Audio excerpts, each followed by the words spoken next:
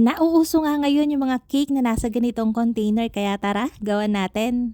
Ang sarap at saka bagay na bagay yung nagawa nating flavor combination kaya huwag na nating patagalin yan at simulan na natin. Coffee chiffon yung gagawin nating base. So dito meron tayong 5 pirasong large na itlog. Isa-separate lang natin yung egg whites dun sa egg yolks. Malambot at saka moist yung magagawa nating chiffon dito. Pwede nyong gawin tong at tres leches cake kung gusto nyo ng medyo basa yung base natin. Pero dahil nga moist to, kahit hindi na. So yung 5 pirasong egg yolk natin, binati ko lang yun hanggang maging frothy. And then mag-a-add na tayo ng 1/4 cup ng chiffon aid, 1/4 cup ng milk, 1/2 teaspoon ng salt, 1/4 cup ng sugar, and then yung ating pang flavor. Coffee emulko yung gagamitin natin, 1 teaspoon lang. Ang kagandahan kasi dito sa emulko, concentrated siya. So kung gusto mong baguhin yung mga flavor nung gagawin nating chiffon, okay lang. Pili ka lang dun sa mga flavors ng emulko natin, napakadami. I'm sure may magtatanong dyan kung pwedeng instant coffee na lang kesa dito sa coffee emulko. Actually, pwede naman. Kaya lang yung coffee emulko kasi natin, lasa at amoy espresso shot. So, malalasahan tsaka maamoy nyo talaga yung difference. Once na nahalo na natin yung mga ingredients natin kanina, naglagay ako dyan ng 3/4 cup ng all-purpose flour. Pwede din ang cake flour. Actually, itong recipe natin na to, ito yung recipe ko ng rolled cake. Kaya lang, para mas firm siya kapag hinati-hati na natin, hindi siya ganun kalambot, all-purpose flour yung gagamitin natin. Dito naman tayo sa paggawa ng merang natin, yung ating 5 pirasong egg whites, nilagyan ko lang yun ng 1/2 cup ng sugar and 1/2 teaspoon ng salt. Imimix natin yan hanggang maabot niya yung medium peaks. Hindi ko na nga pinutol yung pagmimix natin nito.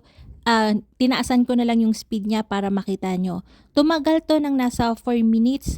Tapos yung mixer ko kasi, yung hand mixer ko kasi nagamit, kahit naka-low lang yan, iisa lang yung speed niya, mabilis lahat. Kaya siguro 4 minutes lang yung inabot.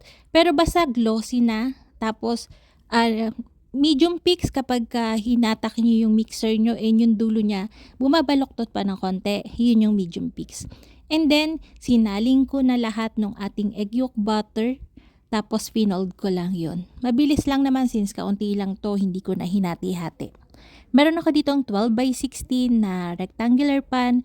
Nilagyan ko yan ng grease ng shortening tapos sinapinan ko ng parchment paper. I-flat lang natin, i-level lang natin yung ating cake butter. And then, ganyan, para magpantay siya pag binake na. Tinap ko lang yun na isang beses. And then, ibibake natin to sa preheated oven na may 150 degrees Celsius for 18 to 22 minutes. Right after baking, ayan, itanggalin nyo yung pagkakadikit ng parchment paper and then ilipat nyo siya sa ibang pan na hindi mainit. And then, hayaan nyo siya lumambig bago natin gamitin ulit. Ito na ngayon gagamitin nating PET container, 350 ml to. So, sinukat ko lang dyan dun sa cake natin para eksakto na talaga siya. Meron ako ditong serrated knife na nilulubog ko ng nilulubog dito sa mainit na tubig para hindi masira yung cake natin and malinis yung pagkakahiwa natin. Yung cake natin ay makakagawa ng 14 pieces na PET container. Yung nasa dulo niyan, bali pinagsama ko na lang yung 4 na putol para makabuo pa siya ng 2. Make sure nga na pagka pinuputol nyo yon ay ilubog nyo ng ilubog yung kutsilyo nyo dun sa mainit na tubig kasi moist talaga yung recipe natin. So kapag ginagayat mo yan ng hindi mo tinutubog sa mainit na tubig, dumidikit yung cake, so masisira. Ayun na nga, pagkalamig ng cake natin, nilagay ko na yan dun sa ating mga PET container. Sabi ko nga kanina, pwede nyo tong gawing tres leches cake. Kaya lang dagdag costing pa kung gagamit pa tayo ng fresh milk, condensed milk, tsaka all-purpose cream, diba? Pero kung gagamit kayo ng mga scrap cake nyo, yun, gawin yung tres leches para moist talaga. So para dun sa ating mousse at tsaka dun sa cream natin sa ibabaw, Magic Whisk yung gagamitin natin kasi masarap talaga to. Tsaka hindi siya, kung mamimix mo siya ng maayos, hindi mo malalasahan na galing siya sa whipping paste. Basta ang gagawin mo, i-mix mo siya kahit paste pa lang. Lutuin mo talaga siya. Paulit-ulit ko itong sinasabi. Mas maganda kasi yung texture niya kapag kahit paste pa lang, minix mo na ng bonggang-bongga. So 500 grams to. Ang ilalagay ko ditong milk na hatiin ko sa tatlong paglalagay para hindi manabog kasi nga ang bilis ng mixer ko. Tigo 100 grams, bali 300 grams yung ilalagay nating milk. Cold milk to, pero since mousse naman siya, pwede na rin yung room temperature. Kaya lang masyadong malambot kasi kung ipapipe natin. So cold milk yung ginamit ko. Isang timplahan na nga lang yung gagawin natin dun sa mousse layer natin tsaka sa cream layer natin. So ayan, pagkatapos nating mailagay lahat ng milk, hahatiin ko siya sa dalawa. Bali yung Magic Whisk natin is 500 grams tapos 300 grams ng milk, 800 grams yung total ng cream natin. Hahatiin natin yun sa dalawa, tig 400 grams. Yung isang part, lalagyan ko ng coffee emulko para mas masarap. Pero kung gusto nyong ibahin yung flavor, siguro gawin yung mocha naman, pwede din.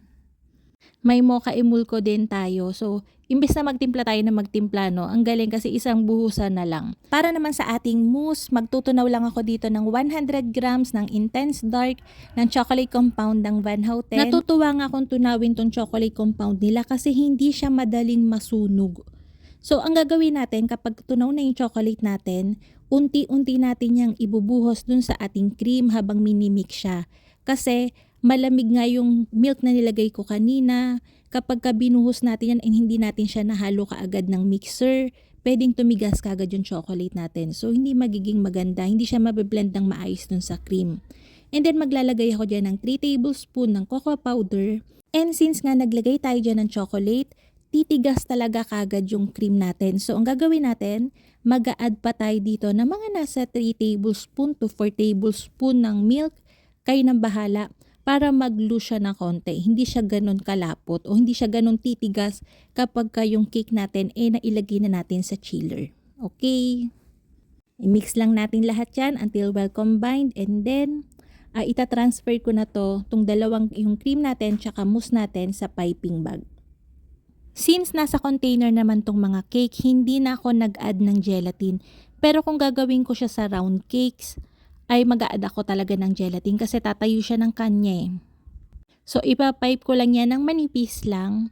Tapos, siguro mga nasa 2 to 3 hours na nasa chiller siya, nakaset kagad. Mabilis mag-set ang Magic Whisk. Kung itatanong nyo kung saan ko nabili yung mga ganitong container, sa online ko lang to in-order. Parang nasa 6 to 7 pesos siya each. So, bumibili na talaga ako ng marami kasi everyday, meron akong tindang mousse talaga dun sa tindahan namin. Iniiba-iba ko nga lang yung flavor gamit yung emulko para iba-iba naman everyday. So ayan, pagka naipipe ko na yan, paplatsiin ko lang yan gamit yung spatula. And then, pwede nyo na tong iset or lagyan na kagad siya ng toppings. Ang ginamit ko dito is KitKat kasi ito yung meron. Pero pwede nyo naman siyang i-dust na lang din ng cocoa powder para mas tipid. Kayo nang bahala. Since inaantok na ako at hindi ko na siya maintay maset para matapos na itong pag-film ko, binuksan ko na kagad siya, parang nasa 15 minutes pa lang siya sa chiller. So, ganito yung texture niya. So, ayun na nga mga kalutong tinapay. Sana'y nagustuhan niyo yung ating video for today. Magkita-kita tayong muli. Ito pong muli lutong tinapay. Bye-bye!